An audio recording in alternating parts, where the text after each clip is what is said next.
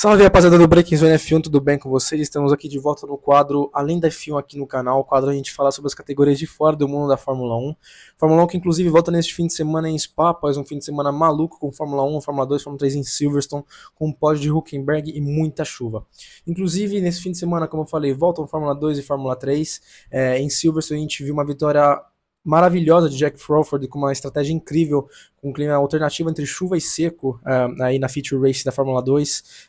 Leonardo Fornaroli vencendo sua primeira corrida em monoposto desde 2021 na Sprint Race.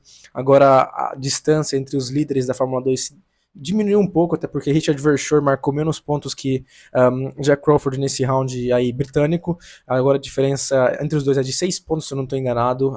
Jack Crawford aí claramente agora virou um contendente ao título, enquanto na Fórmula 3 a gente viu um caos simplesmente na Feature Race, no caso, porque a pista estava molhada e muitos pilotos largaram de pneu macio, no caso pista seca, a parte mais baixa do pelotão de pneu de pista molhada. E quem se saiu, digamos, com sucesso nesse fim de semana aí na Fórmula 3 foi Mariboia, que conseguiu um P3 na sprint e um P1 na corrida principal, ele que venceu sua primeira corrida na Fórmula 3. Rafael Câmara somou apenas 3 pontos em todo o fim de semana, ele foi o P8 na Sprint Race e P22 na corrida. Ele foi um dos que tomou aquele grande risco de largar com o pneu macio na chuva. Não chovia, mas estava com pista molhada. E inclusive seus rivais, Tim Tramnitz e Nico Ratsolov, também foram na mesma estratégia que ele e na Sprint Race não pontuaram. Então o Rafael Câmara só saiu ganhando, mesmo somando apenas 3 pontos. Agora a vantagem subiu, se eu não me engano, acho que de 21 para 23 pontos, alguma coisa do tipo.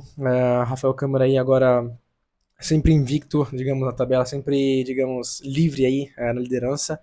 E nesse fim de semana, a Fórmula 2, veremos com certeza corridas interessantes, pois deve chover no sábado e na sexta, no domingo ainda não é certeza, tem 40% de possibilidade de chuva. É uma pista que com certeza pode ser um grande fator para as estratégias, porque na Fórmula 2 não temos os cobertores térmicos para os pneus, então os pilotos eles saem dos boxes com pneu a 30, 40 graus e leva tipo uma volta para esquentar, mas digamos que se passar de uma volta, o undercut é muito efetivo, já se você parar logo depois do seu rival, você pode conseguir fazer um overcut, talvez segurar ele pela reta do Kemmel e aí no setor mais estreito, que é até a reta da buzz stop, dá para segurar o rival.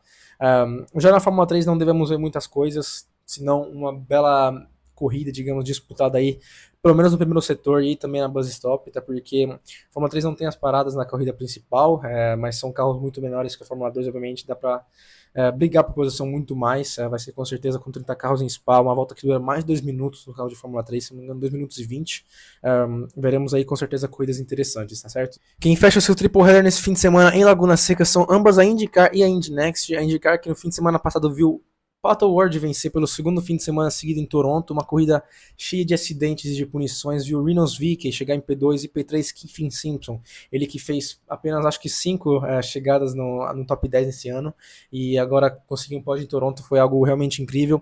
Alex Palou, que tinha feito a pole, se eu não tô enganado, não, a pole tinha sido de Colton Herta, Alex Palou largou de P2 ou P3, se eu não estou enganado, acabou somente em P14, obviamente conseguindo 5 pontos aí de participação, mas acabou ficando de fora e não conseguiu manter sua sequência de vitórias muito forte e, digamos, extensa.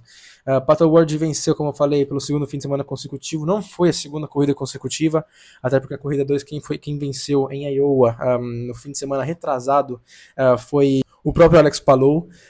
Então agora Pato Ward está na vice-liderança do campeonato. Ele está muito distante ainda, obviamente, de Alex Palou, porque ele, vencendo quase todas as corridas desse ano, acabou que abriu uma grande vantagem para o resto do pelotão. Mas agora veremos aí para a reta final, que é o campeonato que acaba no primeiro fim de semana de setembro, acho que junto com o GP da Itália de Fórmula 1. Então, justamente, o Alex Palou está sendo parte do título, até porque em agosto devemos ter, se não me engano, 2 etapas, em setembro a última, então acho que são poucas etapas até o fim da Indy. Já na Indy Next, a gente viu mais uma corrida em oval em Iowa. Dennis Algar, inexperiente, obviamente, não conseguiu vencer a corrida mesmo largando da pole. Acabou que ele perdeu o P1 pelo Miles Roloff, que venceu a US Pro 2000 ano passado. Ele que é o primeiro piloto afro-americano nos Estados Unidos a ganhar uma corrida na Indy Next e a ganhar um título de categorias de base, no caso de categorias de fórmulas. Então Ele que é um grande talento aí, agora é quarto no campeonato, se não estou enganado. Dennis Sauger foi segundo na corrida, obviamente. Caio Collet ficou fora do pódio, pois o piloto mexicano Salvador de Alba conseguiu aí no P3. E, obviamente, agora vamos para Laguna Seca, que é uma pista mista, digamos, road course, então deve ficar mais fácil aí, tanto para Alex Palou na IndyCar, quanto para Dennis Sauger na Indy Next. Obviamente, em Toronto não foi culpa do Alex Palou, tivemos muitas cautions e estratégias comprometidas por conta de acidentes e punições, mas devemos ver, obviamente, o espanhol aí conseguindo continuar sua luta pelo título. E por último, temos a Fórmula E em Londres. Fórmula E que já foi decidido, o título foi decidido por Oliver Rowland, ele que venceu o título em Berlim, semana retrasada. Na primeira etapa ele acabou abandonando por um toque, se não me engano, em Jake Hughes. A corrida acabou sendo vencida por Mitch Evans. Mitch Evans que pontuou apenas 3 vezes esse ano e 2 foram vitórias. A primeira foi em São Paulo, a segunda em Berlim e a terceira sempre em Berlim, mas com P5 na corrida 2. A Jaguar foi muito bem nesse fim de semana de Berlim, porque eles acabaram vencendo a corrida 2 com Nick Cassidy, que dominou a corrida basicamente. Lembramos que a corrida 1 teve o pit boost, né, que toda rodada dupla temos o pit stop para aumentar a energia dos carros aí durante a corrida. Já na segunda corrida não temos pit stop obrigatório, né, mas sim, simplesmente o attack mode como em toda a corrida.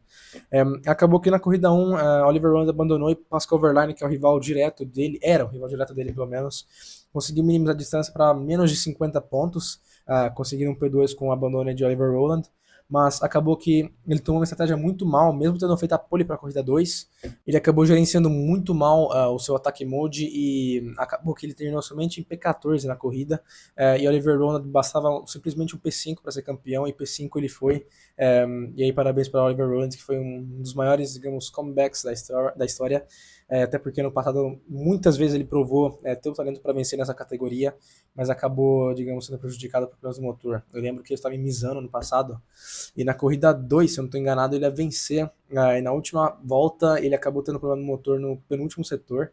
Eu não lembro quem venceu, acho que aquela corrida foi vencida por Wehrlein, e ele foi muito azarado até o ano passado, mas esse ano ele conseguiu se redimir e vencer o campeonato com 2 corridas de antecedência. Agora ele tem mais de 60 pontos de vantagem sobre Wehrlein.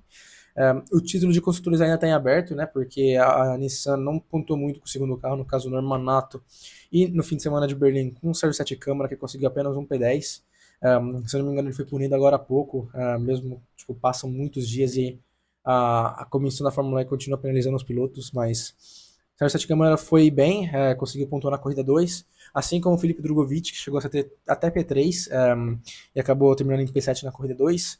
Ele que substituiu Nick De Vries na Mahindra pelo fim de semana de Berlim, porque tanto o De Vries quanto o Norman Nato estavam no Brasil. O Norman Nato, inclusive, venceu a corrida com a Cadillac, então foi um fim de semana muito, muito bom também na WEC. E acho que é isso. Agora vamos ver em Londres o que vai acontecer. Vai ser Porsche versus Nissan. Tanto Félix da Costa quanto Wehrlein estão sempre constantemente no topo, mas Wehrlein conseguiu aí ser dominante sozinho com o seu carro da Nissan. E agora a Porsche tem uma vantagem de, se não me engano, de 20 pontos mais ou menos. E vamos ver como é que vai ser essa batalha pelo título de construtores da Fórmula E. Então é isso, rapaziada. Espero que vocês tenham gostado de mais um vídeo aqui do Além da F1. Vai ser um fim de semana muito eletrizante, com várias categorias aí, incluindo a volta da Fórmula 1 em Spa, com um fim de semana de sprint e chuva, obviamente. Teremos Fórmula 2 e Fórmula 3 que nunca deixam a desejar, principalmente em Spa, ainda mais a Fórmula 3, com carros que simplesmente são lindos para correr. Teremos também a Fórmula E, que obviamente sempre emocionante. IndyCar em Laguna Seca também sempre muito lindo de ver, de se assistir, ainda mais no Corkscrew, que é aquela curva chamada descida, muito, muito linda. Mas é isso, eu espero que vocês tenham gostado desse vídeo. Se gostaram, deixe o like, se inscrevam no canal, comentem e compartilhem o vídeo, e eu vejo vocês na próxima. Valeu, eu fui!